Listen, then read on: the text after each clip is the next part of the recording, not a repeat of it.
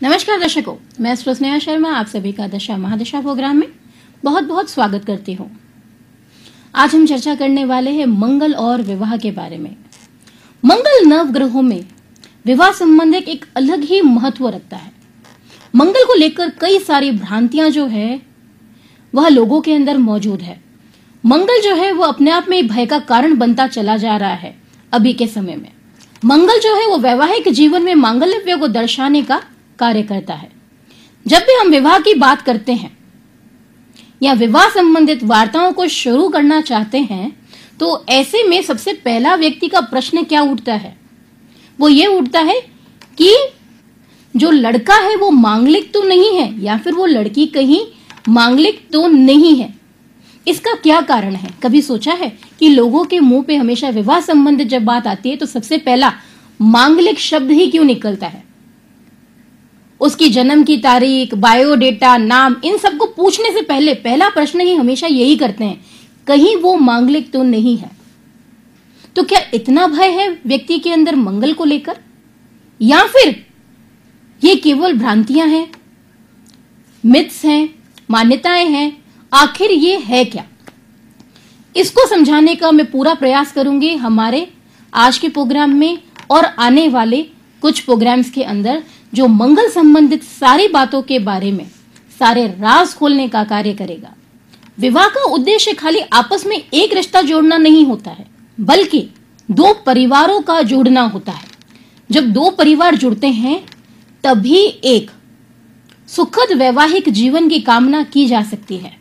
नहीं तो कई बार क्या होता है, दो परिवार के तनावों के बीच में भी एक अच्छा खासा रिश्ता भी दम तोड़ देता है। तो इसीलिए यहाँ पर केवल दो व्यक्तियों का साथ में रहना विवाह नहीं कहलाता है, उन दो परिवारों का साथ में मिलकर खुशी खुशी रहना भी यहाँ पर एक सुखद वैवाहिक जीवन व्यक्ति को प्रदान करने का कार्य करता है। आजकल सबसे बड़ी समस्या है एक सही लाइफ पार्टनर का मिलना, सुयोग वर की प्राप्ति होना कन्या के लिए, और वर के लिए एक सुयोग कन्या का प्राप्त होना, दोनों ही इंपॉर्टेंट है।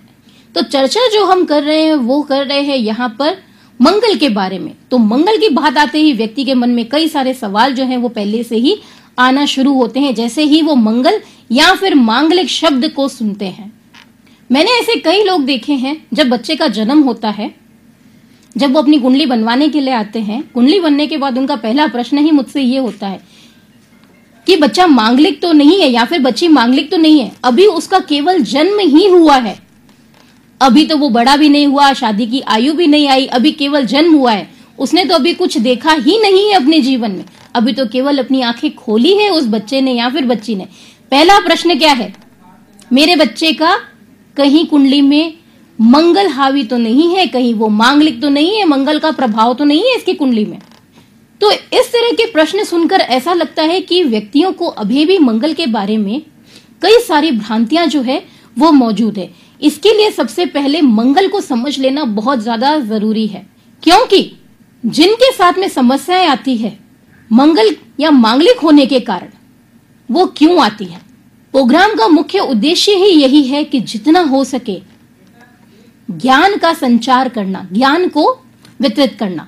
इस प्रोग्राम का तो मुख्य रूप से ही हमारा दशा महादशा प्रोग्राम का जो मुख्य कारण है वो ये है कि जितने से ज्यादा हो सके ज्योतिषीय संबंधित ज्ञान जो है वह सभी व्यक्तियों तक पहुंचाना। तो इसीलिए आज का ये टॉपिक चुना, क्योंकि मंगल से संबंधित व्यक्तियों के मन में बहुत सारी भ्रांतियां मौजूद हैं। क्यों ना हो, क्यों? जिसके साथ में इसके कारण जो बीता, बुरा बीता, उसके लिए वो भय बन गया। जिसके साथ में अच्छा बीता, उसके लिए वो क्या बन गया? सुखद बन गया। जो सुखद होता है उसकी अनुभूति व्यक्तियों को इतनी नहीं होती, लेकिन जब बुरा होता है और दूसरे व्यक्ति इसके बारे में सुनते हैं तो एक मुख से दूसरे मुख तक जाते जाते वो बात भ्रांति में बदल जाती है। तो इन्हीं भ्रांतियों को दूर करने का काम ही यहाँ पर ज्योतिष विज्ञान करता है। ज्योतिष विज्ञान कभी भी भ्रम नहीं डालता, भ्रम को दूर करके ज्ञान का संचार करने का कार्य करता है। बच्चे और बच्ची के विवाह से संबंधित, यानी लड़के और लड़की के विवाह से संबंधित बात की जाए यहाँ पर, तो कुंडली मिलान का जो तरीका रहता है वो क्या रहता है? तो सबसे पहला होता है गुण मिलान।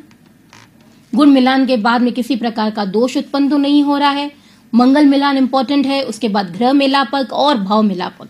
ग्रह मेलापक, भाव मेलापक पे आने वाले प्रोग्राम में चर्चा हम बिल्कुल करेंगे। आज हम चर्चा करने वाले हैं मंगल मिलान के ऊपर में और मंगल से संबंधित सभी वार्ताओं के बारे में जानने वाले हैं कि मांगलिक होता क्या है, मांगलिक कुंडली किसे कहते हैं, इसके दुष्प्रभाव क्या क्या व्यक्ति को देखने को मिल सकते हैं। तो सबसे पहली बात, मांगलिक होता क्या है। जन्म कुंडली में ज्योतिष संबंधित बात की जाए तो आपकी जो जन्म पत्रिका है यानी कि आपकी जो लग्न कुंडली है वहां पर मंगल की जो स्थिति है वो कैसी हो, प्रथम भाव में, चतुर्थ भाव में, सप्तम भाव में, अष्टम भाव में या फिर द्वादश भाव में उपस्थित हो मंगल। मंगल क्या हो जाए यहां पर इन भावों में स्थित हो जाए तो वो कुंडली क्या कहलाती है, मांगलिक कहलाती है। तो इस प्रकार होता है मंगल योग का निर्माण यानी मांगलिक होने का निर्माण। यदि ऐसा योग किसी स्त्री की कुंडली में हो तो उसे चुनरी मांगलिक कहा जाता है, और यदि ऐसा योग किसकी कुंडली में हो, पुरुष की कुंडली में हो, तो उसे कहा जाता है मौलिया मंगल। मौलिया मांगलिक जो है वो चुनरी मांगलिक के साथ में विवाह कर सकते हैं। चंद्रमा से भी देखना चाहिए मंगल, जो चंद्र कुंडली होती है उससे भी क्या देखना चाहिए मंगल, तो लग्न और चंद्रमा की स्थिति से मंगल का विचार बिल्कुल करना चाहिए विवाह के लिए। यहां पर चंद्रमा बहुत ज्यादा प्रधानता रखता है विवाह संबंधित। कई सारे विद्वान ज्योतिषी जो हैं वो शुक्र कुंडली को भी प्रधानता देते हैं जब विवाह संबंधित वार्ता व्यक्ति की प्रारंभ होती है और कुंडली मिलान के लिए उनके पास में आती है। तो ऐसे में शुक्र कुंडली में कब देखना चाहिए, जब जातक लग्न से मांगलिक हो, जातक चंद्रमा से मांगलिक हो। तो ऐसी स्थिति में मंगल के बल को जानने के लिए, वैवाहिक जीवन के सुख को जानने के लिए शुक्र कुंडली भी देख लेना बहुत ज्यादा जरूरी होता है, क्योंकि शुक्र कौन है, विवाह का कारक ग्रह है।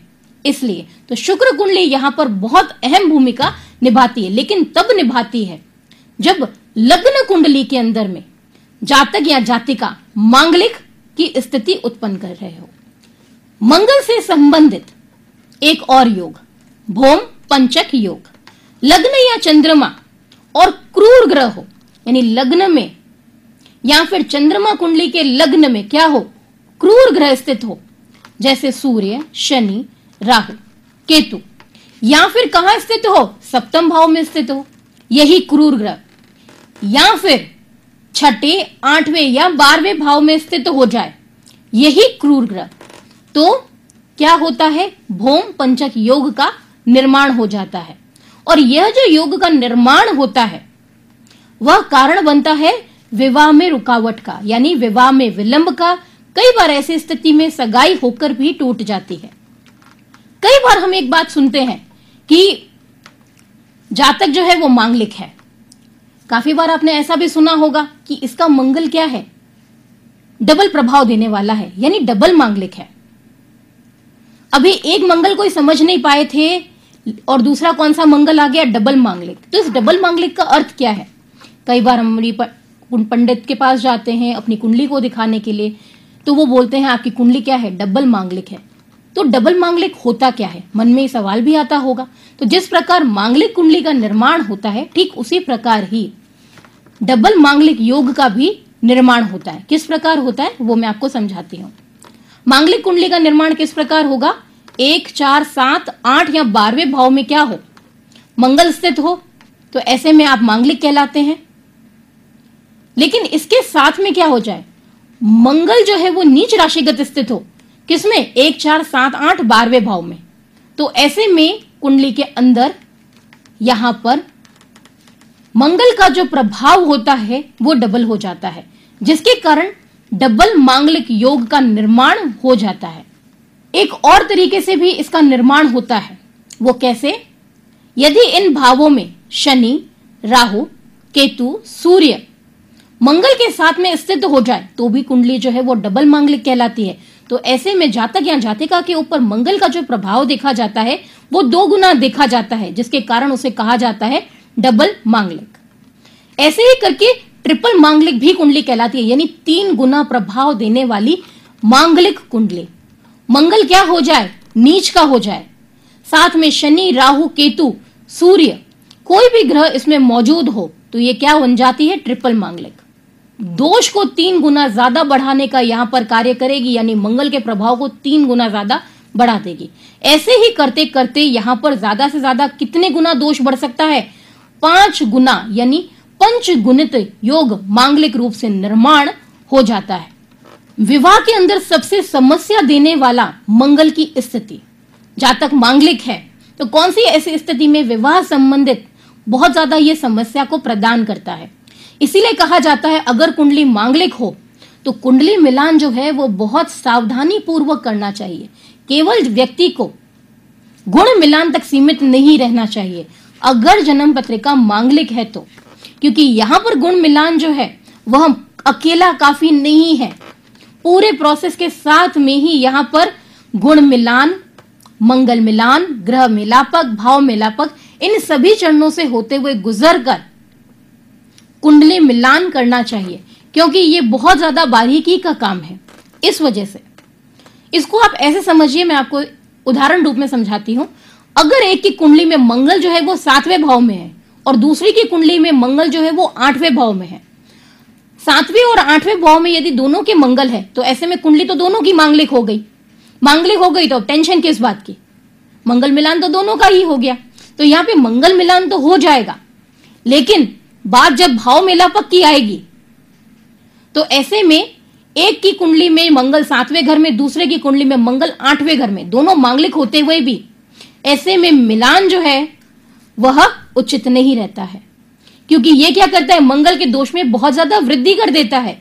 इस वजह से तो मांगलिक होने के बावजूद भी यहां पर दोनों के विवाह संबंधित अनुमति प्रदान नहीं करनी चाहिए, नहीं तो आगे भविष्य में काफी सारी समस्याओं का सामना इस दंपति को करना पड़ेगा यदि यहां पर विवाह की अनुमति प्रदान कर दी हो तो।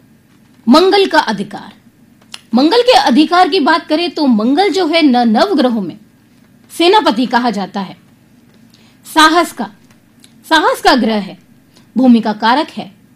विवाद की बात करें तो विवाद भी इसे अछूता नहीं है।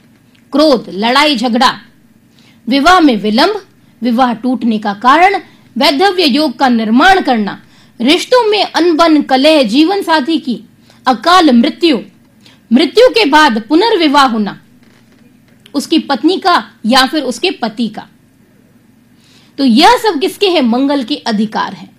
मंगल के अधिकार के अंदर यह सारी चीजें आती हैं। इसीलिए मांगलिक होने के लिए जब तक मांगलिक हो तो इन सब बातों का विशेषकर व्यक्ति को ध्यान रखना चाहिए कि कुंडली मिलान जो है वह बहुत ही सावधानी पूर्वक किया जाए।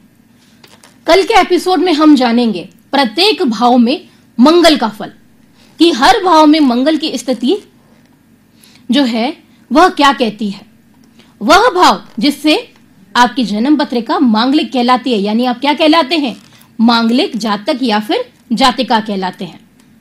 उन भावों पर चर्चा करेंगे कल के प्रोग्राम में, तो देखना ना भूलिएगा हमारा कल का एपिसोड मंगल से संबंधित। अब बढ़ते